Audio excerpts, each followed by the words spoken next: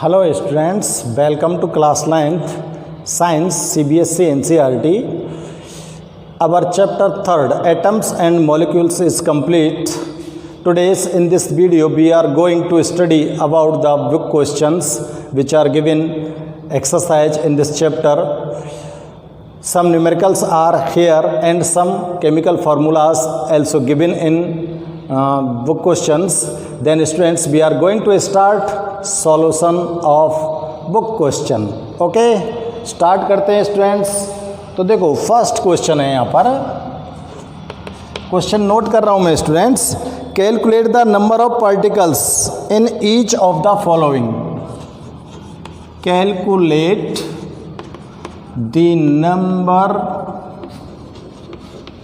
Of particles.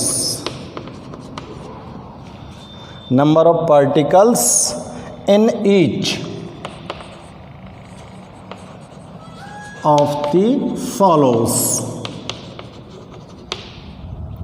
जिसमें first question आपको given है 46 ग्राम ऑफ सोडियम एटम.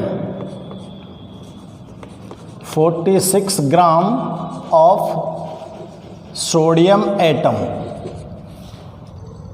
इसमें नंबर फ्रॉम मास आपको डिटरमाइन करना है.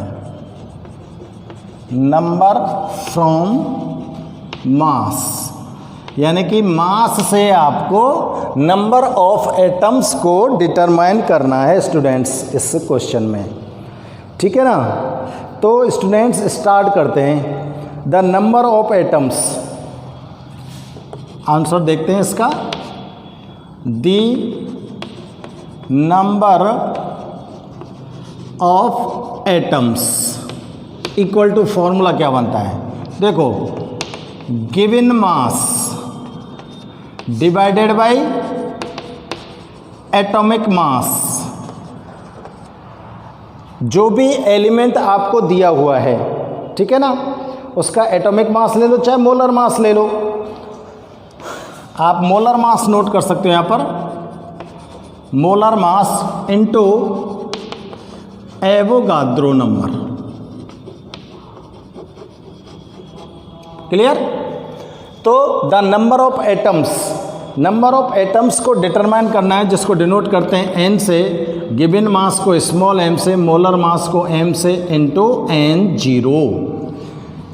हियर देखो आपको गिवन मास यानी कि स्मॉल एम की वैल्यू 46 ग्राम दे रखी है.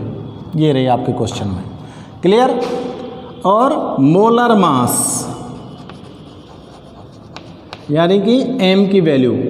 सोडियम का जो मोलर मास होता है वो कितना होता है स्टूडेंट्स. 23 ग्राम. ठीक है ना. 23 ग्राम. और एवोगाद्रो नंबर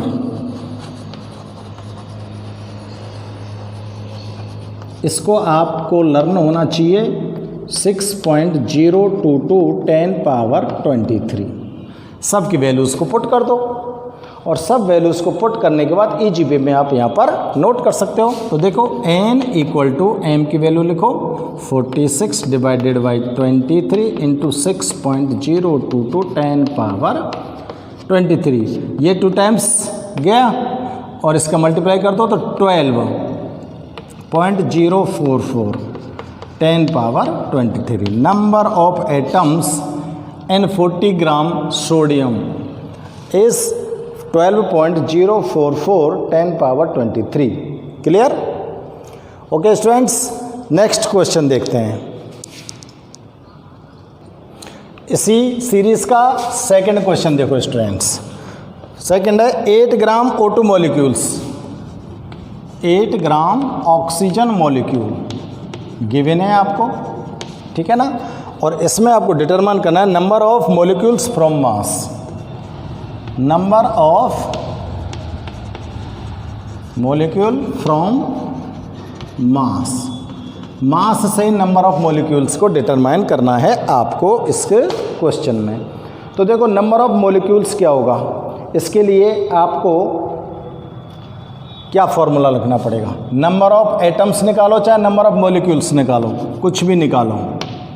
देखो, the number of molecule equal to given mass divided by molar mass multiply Avogadro number. Clear? Formula वही है। तो नंबर ऑफ मॉलिक्यूल्स को भी आप किससे डिनोट करोगे? वही n equal to small m upon capital M into N0। यहाँ वैल्यूज़ देख लो, स्मॉल m की कितनी है? 8 ग्राम। मोलर मास ऑक्सीजन का 16 यूनिट, ठीक है ना। और एवोगाद्रो नंबर कितने हैं? 6.022 10⁻23। ये क्या हो गया? Given mass. ये क्या हो गया? Molar mass of oxygen. चलो मैं लिख देता हूँ, मोलर मास ऑफ ऑक्सीजन कितना होता है? 16 ग्राम। यूनिट मत लिखना, ग्राम लिखना, मोलर मास लिख रहे हैं हम, ठीक है ना। वैल्यू पुट करिए और वैल्यू पुट करके आप यहाँ पर कंप्लीट निकालिए। देखो मोलर मास, सॉरी यहाँ पर मॉलिक्यूल का निकालना है, तो मोलर मास में आपको 16 × 2 करना पड़ेगा, तो 32 ग्राम होगा। क्लियर? कितना होगा? 32 ग्राम। तो आप वैल्यूज़ को पुट करो। m की वैल्यू 8 अपॉन 32 मल्टीप्लाई 6.022 10⁻23, ठीक है ना। अब आप मल्टीप्लाई की डिवाइड कर दीजिए, 8 4 जा 32 और ये हो गया 6.022 10⁻23 divided by 4 equal to value क्या आ जाएगी? यहाँ पर स्टूडेंट्स वैल्यू आ रही है 1.51। डिवाइड किया है हमने 10⁻23। Number of molecules of oxygen is, ये आपके पास क्या आ गया? आंसर आ गया। सॉल्व कीजिए। नेक्स्ट क्वेश्चन चेक करते हैं। थर्ड है बेटा, थर्ड क्वेश्चन है 0.1 mole of carbon atom, mole of carbon atom. इसमें आपको डिटरमाइन करना है number from given moles, number from given moles. जो मोल्स आपको दे रखे हैं उनसे आपको कार्बन एटम की नंबर निकालनी है, ठीक है ना। तो देखो, द नंबर ऑफ पार्टिकल्स कह दो चाहे एटम कह दो, इक्वल टू, क्या फॉर्मूला बनता है इसका? इसका फॉर्मूला होता है students, number of moles of particle into Avogadro number. Number of moles of particles multiply Avogadro number, ठीक है ना। तो देखो क्या बन जाएगा, n equal to small n into N0, 0.1 into 6.022 into 10⁻23 कितना आ जाएगा बताओ? सेम रहेगा। क्लियर? 22 कर दो, इसको 22 कर दो, ये आपके पास आंसर आ गया। ओके, नोट करिए। नेक्स्ट क्वेश्चन चेक करते हैं। Give the names of the element present in following compound. Question है, gives the name of elements present in following compound.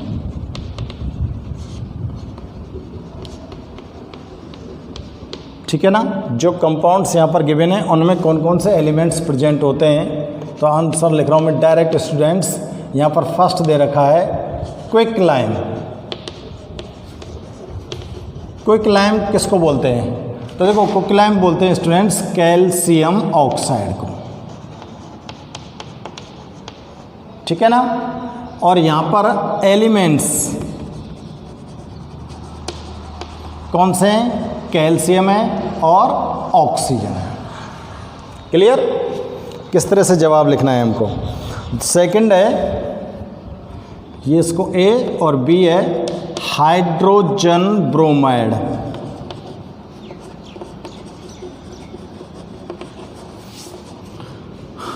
इसमें मैं एलिमेंट बता देता हूँ आपको स्टूडेंट्स, एक तो हाइड्रोजन है और एक है ब्रोमीन, ठीक है ना। हाइड्रोजन और ब्रोमीन, Br को क्या बोलते हैं? ब्रोमाइन, ठीक है ना। सी है baking powder. Baking powder students, baking powder बोलते हैं हम sodium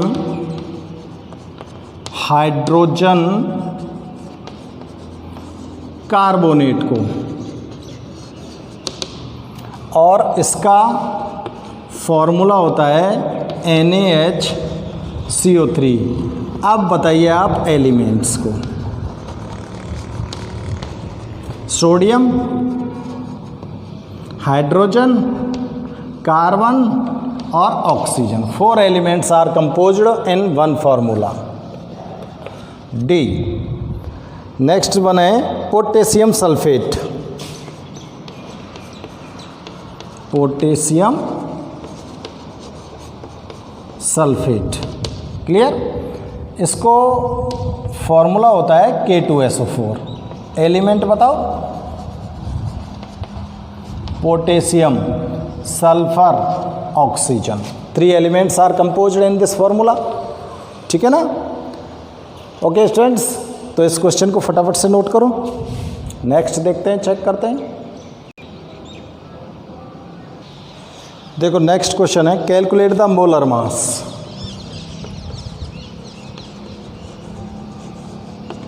the molar mass of following compounds. Compounds का मोलर मास डिटरमाइन करना है आपको। तो देखो फर्स्ट में इसमें दे रखा है एथाइन। स्टूडेंट्स इसका फॉर्मूला होता है C2H2 एथाइन का, ठीक है ना। इसका मोलर मास डिटरमाइन करना है।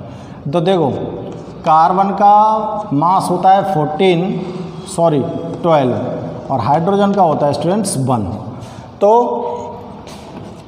C2H2, कार्बन के 2 एटम्स हैं तो 2 × 12 प्लस हाइड्रोजन के 2 एटम्स हैं तो कितना हो जाएगा? 24 + 2 26 यूनिट इसका मोलर मास एथाइन का, ठीक है ना। बी है सल्फर मॉलिक्यूल। सल्फर मॉलिक्यूल, देखो सल्फर मॉलिक्यूल को हम डिनोट करते हैं स्टूडेंट्स S8 से, ठीक है ना।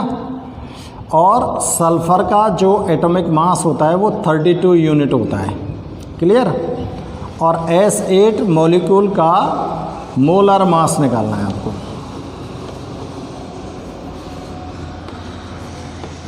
S8 इक्वल टू क्या हो जाएगा? 32 × 8 कितना आएगा? 16, 8 × 24 और 1 25, 256 ग्राम। यूनिट मत लिखना, ग्राम लिखना, मोलर मास है, ठीक है ना। नेक्स्ट है C phosphorus molecule. Phosphorus molecule. Phosphorus को डिनोट करते हो स्टूडेंट्स P4 से, ठीक है ना, फॉस्फोरस मॉलिक्यूल को। और मोलर मास जो होता है, सॉरी एटॉमिक मास फॉस्फोरस का वो होता है 31। तो अब आपको निकालना है molar mass of phosphorus equal to 31 multiply 4, कितना हो जाएगा बताओ? 124 ग्राम्स। नेक्स्ट दे रखा है स्टूडेंट्स हाइड्रोक्लोरिक एसिड।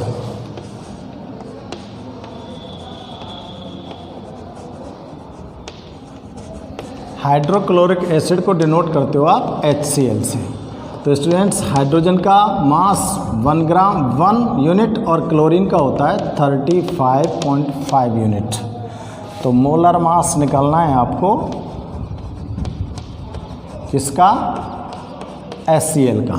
कितना हो जाएगा? 1 + 35.5 इक्वल टू 36.5 ग्राम, ठीक है ना। नेक्स्ट दे रखा है आपको क्वेश्चन में HNO3 nitric acid. Nitric acid को डिनोट करते हैं स्टूडेंट्स HNO3 से। तो यहाँ पर हाइड्रोजन का मास 1 यूनिट, नाइट्रोजन का 14 यूनिट, ऑक्सीजन का 16 यूनिट होता है।